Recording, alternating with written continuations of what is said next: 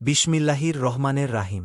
শৈশবে যেভাবে মহানবী সাল্লাল্লাহু আলাইহি ওয়াসাল্লাম এর বক্ষ বিদারণ করা হয়েছিল। আল ইনশিরাহ পবিত্র কোরআনের ৯-৪ নম্বর সূরা। এটি মক্কায় সূরা আদ-দুহার পরে অবতীর্ণ হয়েছে। এর মোট আয়াত ৮টি।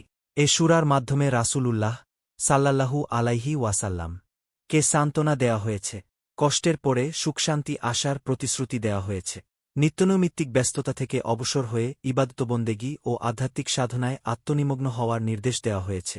এছাড়া এই সূরায় রাসূলুল্লাহ সাল্লাল্লাহু আলাইহি ওয়াসাল্লাম এর বক্ষ বিদারণের বিষয়ে আলোকপাত করা হয়েছে। বক্ষ বিদারণ স্বতন্ত্র মুজিজা। বক্ষ বিদারণ আর বক্ষ উন্মুক্তকরণের মধ্যে পার্থক্য রয়েছে।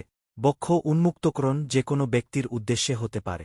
কোরআনে বর্ণিত হয়েছে, অতএব আল্লাহ যাকে হিদায়াত করতে চান ইসলামের জন্য তার অন্তঃকরণ উন্মুক্ত করে দেন, আর যাকে পথভ্রষ্ট করার ইচ্ছা করেন তিনি তার অন্তঃকরণ সংকুচিত করে দেন। সূরা আনাম আয়াত। আর বক্ষ বিদারণ শুধু রাসূলুল্লাহ সাল্লাল্লাহু আলাইহি ওয়াসাল্লাম এর ক্ষেত্রে প্রযোজ্য। এটা তার স্বতন্ত্র একটি মুজিজা। তার গোটা জীবনে ৪ বার বক্ষ বিদারণের ঘটনা সংঘটিত হয়েছিল। প্রথমবার ৪ অথবা ৫ বছর বয়সে, দ্বিতীয়বার ১-০ বা ২-০ বছর বয়সে, তৃতীয়বার নবুয়ত লাভের সময়, চতুর্থবার মিরাজে গমনের সময়। প্রথমবার বক্ষ বিদারণ। রাসূলুল্লাহ সাল্লাল্লাহু আলাইহি ওয়াসাল্লাম প্রথমবার বক্ষ বিদারণের সময় হালিমা সাদিয়ার তত্ত্বাবধানে ছিলেন। একবার তিনি দুধ ভাইয়ের সঙ্গে জঙ্গলে যান, তখন এটি সংঘটিত হয়। আনাস ইবনে মালিক রাদিয়াল্লাহু থেকে বর্ণনা করেন যে রাসূলুল্লাহ সাল্লাল্লাহু আলাইহি ওয়াসাল্লাম এর কাছে জিবরাইল আলাইহে ওয়াসাল্লাম এলেন, তখন তিনি শিশুদের সঙ্গে খেলছিলেন। তিনি তাকে ধরে শোয়ালেন এবং বক্ষ বিদীর্ণ করে তার হৃৎপিণ্ড বের করে আনলেন। তারপর তিনি তার বক্ষ থেকে একটি রক্তপিণ্ড বের করলেন এবং বলেন, এ অংশ শয়তানে। এরপর হৃৎপিণ্ড একটি স্বর্ণের পাত্রে রেখে জমজমের পানি দিয়ে ধৌত করলেন এবং তার অংশগুলো জড়ো করে আবার তা যথাস্থানে পুনঃস্থাপন করলে। তখন ওই শিশুরা দৌড়ে তার দুধ মায়ের কাছে গেল এবং বলল, মুহাম্মদ সাল্লাল্লাহু আলাইহি ওয়াসাল্লাম কে হত্যা করা হয়েছে। কথাটি শুনে সবাই সেদিকে এগিয়ে গিয়ে দেখল তিনি ভয়ে বিবর্ণ হয়ে আছেন। আনাস বলেন, আমি রাসূলুল্লাহ সাল্লাল্লাহু আলাইহি ওয়াসাল্লাম এর বক্ষে সে সেলাইয়ের চিহ্ন দেখেছি। মুসলিম হাদিস। এই বক্ষ বিদারণের রহস্য ছিল তার কলবকে পবিত্র ও অন্যায় প্রবণতা থেকে মুক্ত করে দেওয়া, যাতে পাপ প্রবণতার শেষ চিহ্ন পবিত্র কলবে অবশিষ্ট না থাকে।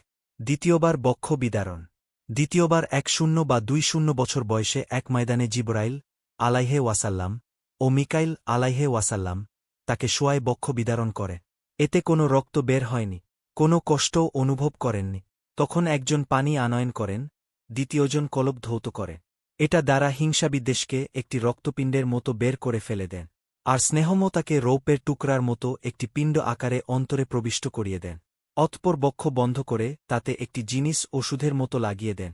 এরপর রাসূলুল্লাহ সাল্লাল্লাহু আলাইহি ওয়াসাল্লাম এর অন্তরে স্নেহমতা, দয়া ও অনুগ্রহ প্রবল হয়ে ওঠে, আর যৌবনের সর্বপ্রকার কুবাসনা দূর হয়ে যায়।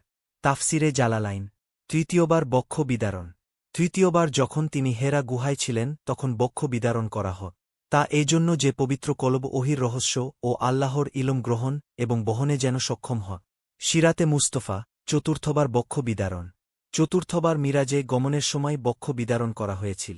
এর উদ্দেশ্য ছিল যে রাসূলুল্লাহ সাল্লাল্লাহু আলাইহি ওয়াসাল্লাম এর পবিত্র কলব যাতে ফেরেশতাজগতে ভ্রমণ, আল্লাহর নিদর্শন পর্যবেক্ষণ ও আল্লাহর সরাসরি নির্দেশ হৃদয়ঙ্গম করার ক্ষমতার অধিকারী হয়।